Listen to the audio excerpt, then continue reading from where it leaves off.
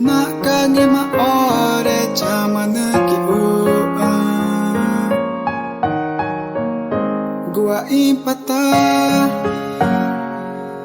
Dimaru nange aku eriku Mamariku tau ma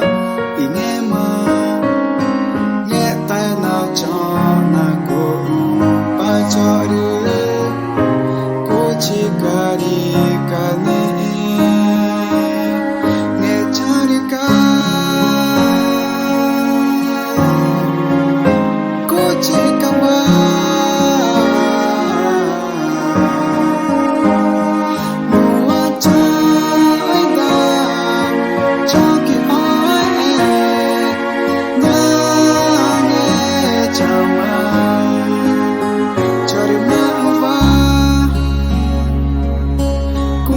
Cari ina goingu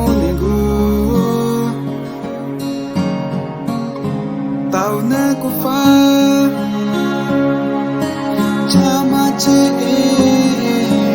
ai kuma ku nge chama chi